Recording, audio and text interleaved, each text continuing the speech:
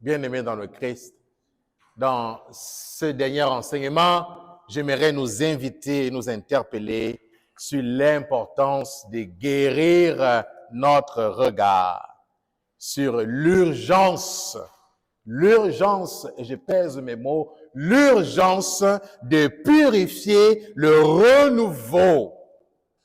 L'urgence de purifier le renouveau charismatique pour que l'Esprit Saint puisse briller au cœur de l'Église. C'est urgent. Question. Commencez à vous habituer, je ne parle pas seul. Hein?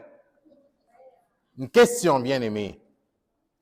Quand les gens parlent du renouveau charismatique aujourd'hui, qu'est-ce qu'il se dit? Est-ce qu'ils parlent de la lumière ou des scandales, des témoins ou des spectacles? Autour de vous, quand vous entendez parler du renouveau charismatique, qu'est-ce qui se dit? Vous pouvez lever la main et puis réagir. C'est des exaltés. Une secte. Du charisme. Des illuminés. Effusion de l'Esprit Saint. Les mains en l'air.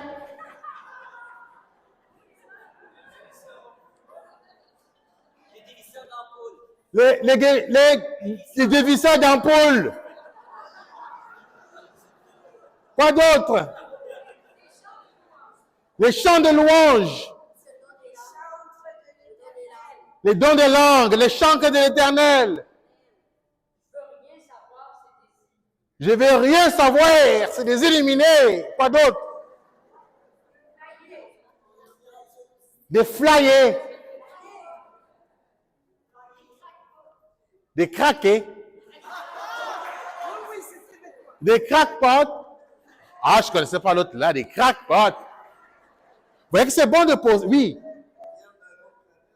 Ils viennent de la planète Mars.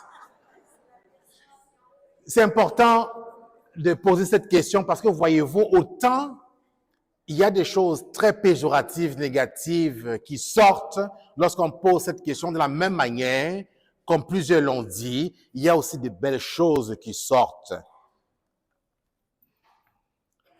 Je vais nous inviter à constater qu'avec le renouveau charismatique, il y a un véritable et un réel feu. Mais parfois, ce feu-là fait peur parce qu'il brûle de travers. Ce feu-là brûle de travers. Il ne brûle pas comme il devrait brûler. Il brûle tout croche.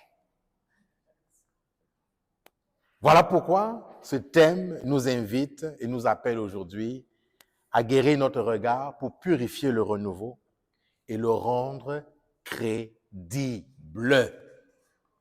Il faut rendre le renouveau charismatique crédible et surtout lumineux au cœur de l'Église. D'abord de l'Église et ensuite au cœur du monde. Quand le feu de l'Esprit se déforme en nous, se déforme dans nos vies. Je vais aborder quelques témoignages et quelques exemples concrets sans accuser personne. Je parle de constat et pas de la théorie. Je ne parle pas ici de théorie. Je parle de constat, de faits réels. Quand on parle de déformation du feu de l'Esprit, on doit entendre ici les dérives, où on est au cœur du culte de la personnalité, où ce qu'on met en avant, c'est l'animateur qu'on idolâtre plus que Jésus, le berger ou la bergère qu'on idolâtre plus que Jésus, le fondateur ou la fondatrice qu'on idolâtre plus que Jésus, telle personne qui a tel ministère au sein de la communauté qu'on idolâtre comme Jésus. C'est une dérive et c'est un danger. C'est une distorsion du feu de l'Esprit. Les manipulations spirituelles, voilà un grave danger et même un cancer pour la vie de l'Église, à travers le renouveau. Manipulation spirituelle. La frontière est très mince. Il est urgent de purifier nos pratiques. Lorsqu'on fait des promesses de miracles en échange de dons, c'est un scandale. Ça ne vient pas de l'esprit. Les divisions au sein de l'Église, au sein du renouveau, quand certains groupes charismatiques se prennent pour une Église en parallèle, c'est un danger. Ça ne vient pas de l'Esprit Saint. L'exagération.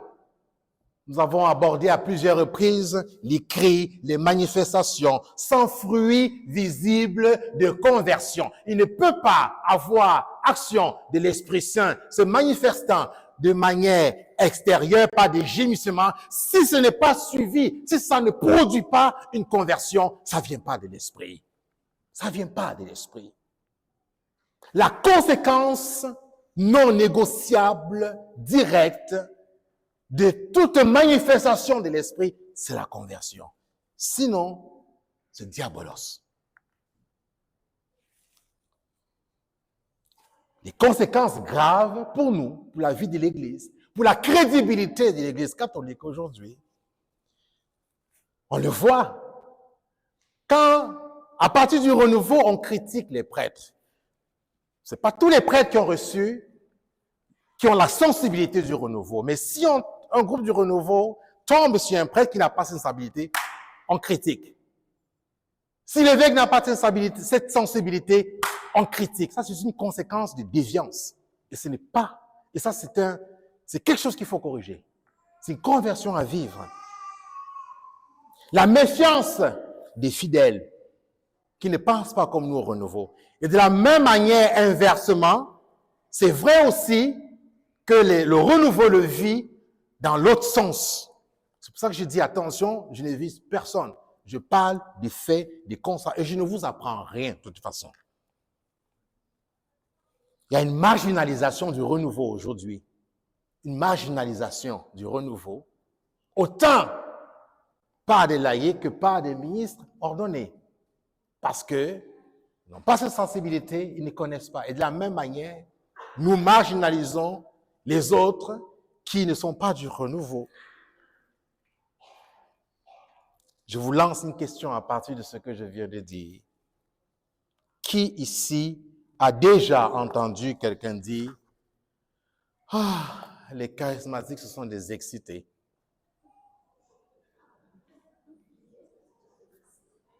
Oui, oui, oui. Quelqu'un a dit tantôt des exaltés, c'est un peu pareil, hein?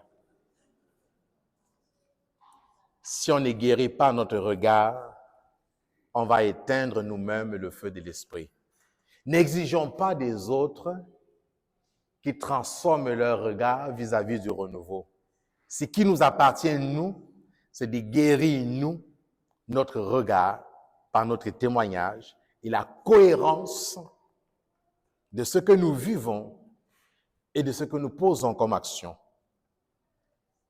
L'esprit n'est pas spectacle, mais vérité. Saint Jean, au chapitre 16, verset 13, il dit « L'esprit de vérité vous conduira dans la vérité tout entière. » Et Saint Paul, dans son épître, dans sa lettre aux Éphésiens, autant pour moi, au chapitre 4, verset 3, nous invite à garder l'unité de l'esprit par le lien de la paix. Gardez l'unité de l'esprit par le lien de la paix. L'Esprit Saint est vérité, unité, surtout humilité. Quand on dit que l'Esprit Saint est vérité, ça veut dire qu'il démasque toutes les illusions. Il démasque toutes les illusions. Quand on dit que l'Esprit Saint est unité, ça veut dire qu'il ne divise jamais. Lorsque nous divisons au nom du renouveau, ça ne vient pas de l'Esprit. C'est nous. C'est nous comme personne. Quand on dit que l'Esprit Saint est humilité, c'est qu'il met Jésus au centre et jamais